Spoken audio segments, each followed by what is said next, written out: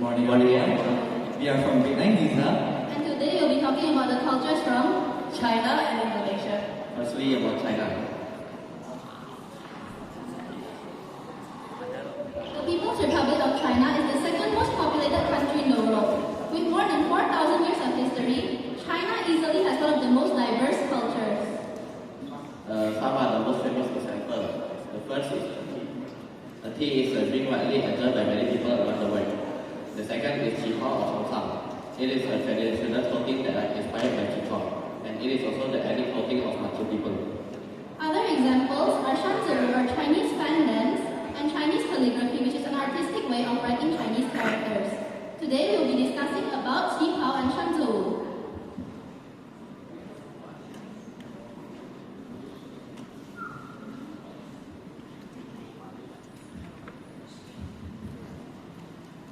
Qihao is also referred to as the Mandarin gown. It is worn by women in China in 1910 after the Qing dynasty. Women started wearing an early form of qihao.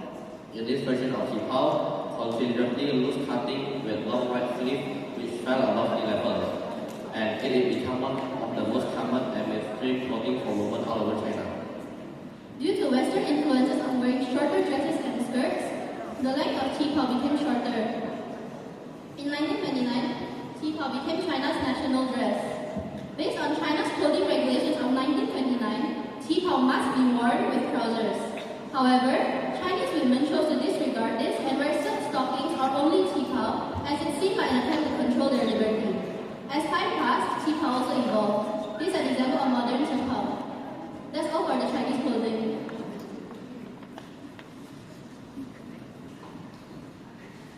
Next is Shangzhou.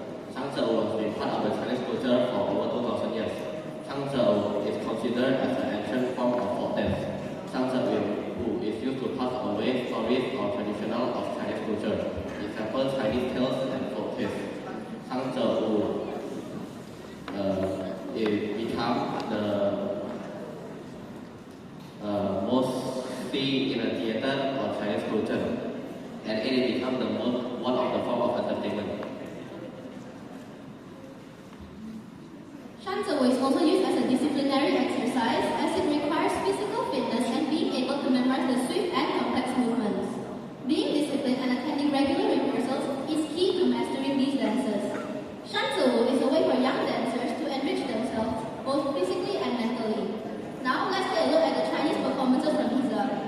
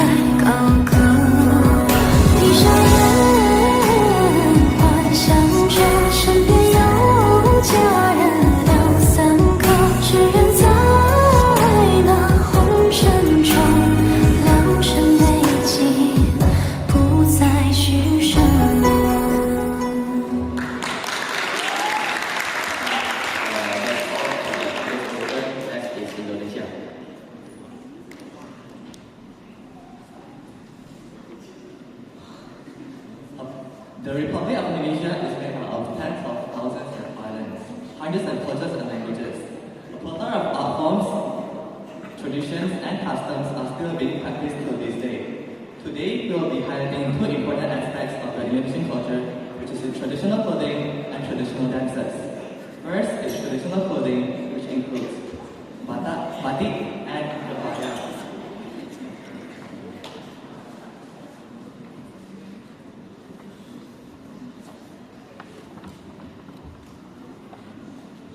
Batik is an ancient Indonesian art technique where wax-resistant dye is applied to fabrics. Batik is highly valued by the Indonesian people and is commonly used in important occasions such as rituals, ceremonies, traditions, and even in daily uses. The existence of the oldest batik activities come from Ponorogo. Sudanese people have known about batik since the 12th century. By the 13th century, Japanese batik was exported to various regions including Siam and Mosul. In 1817, Stratford Raffles introduced batik to Europe. Batik then spread around the world where it evolved into unique regional styles. There are many types of batik which include inland batik, coastal batik, and many more. Now we will be discussing about kebaya. Kebaya is an upper garment worn by women in Southeast Asia, traditionally made from lightweight fabrics such as brocade, cotton, gauze, oil, and sometimes adorned with embroidery. Just like batik, kebaya has a vast and rich history. It is known that kebaya has been originated from the 15th century in the course of the Majapahit Empire, which is now a part of modern-day Indonesia.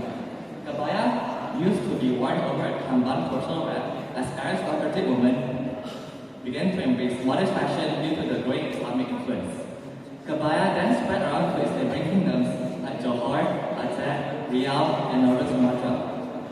Kebaya comes in many variations including Kartini kebaya, Kutu Baru kebaya, Japanese kebaya, Solo kebaya, Sundanese kebaya, and etc. That's it for the traditional clothing of Indonesia. Now we will proceed to the dance culture.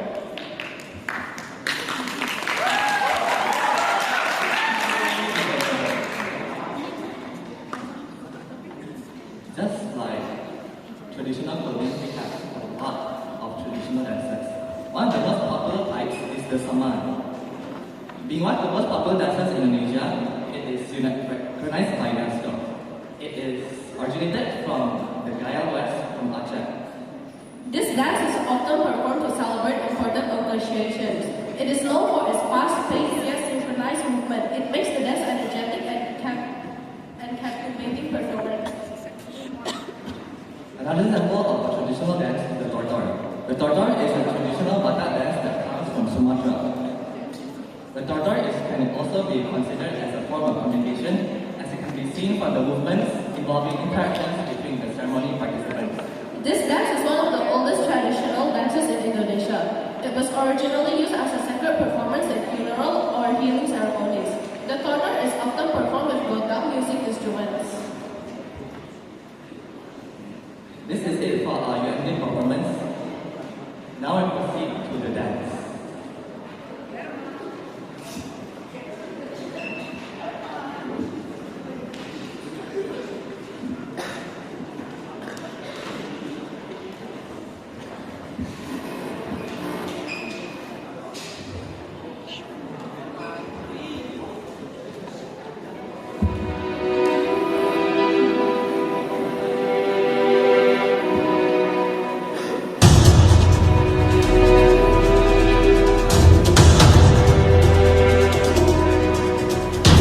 Seksi batu manikkan di berjoget sama di kota